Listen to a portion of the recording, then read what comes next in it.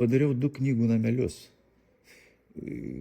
Šitas fenomenas, knygų namelio fenomenas Lietuvoje atsirado ne taip seniai ir visam pasaulyje jisai atsirado labai neseniai, nors atrodė, kad čia tik mus vėlai pasiekė. Iš tiesų tai kelių dešimtmečių reikalas Amerikoje atsiradęs, kaip dalintis knygomis perskaitytomis.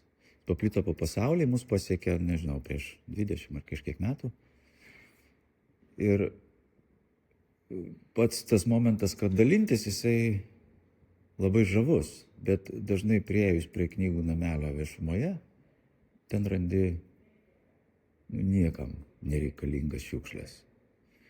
Esu matęs, kaip bičiulis prieina prie knygų namelio, iš toli aš jį matau, jisai ima knygas iš to, pažiūri ir meta šiukšlių dėžę šalia. Nes ten kažkokie suvažiavimo medžiagos, kur mokslinio komunizmo, viską žmonės suneša kaip į konteinerį. Tai gal aš nediskutuoju su tuo, kas ten turi būti, kaip ten turi būti, tiesiog savo versiją knygų namelio, tokia mobiliąją jo versiją.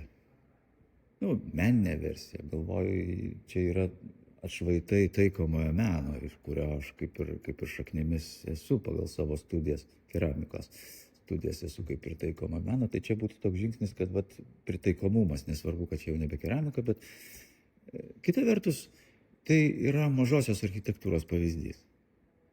Jis kaip koplytėlė, tai ir knygų nameliai, jie dažnai, jeigu pastebėjote, yra padrožinėti, kokią meistrą užsako, jie tokie estetiškai apžaisti, bet apžaisti tokiu liaudišku stiliumi, jie kaip ten būdavo koks nors rūpintojėlis, tai dabar ten knygelės.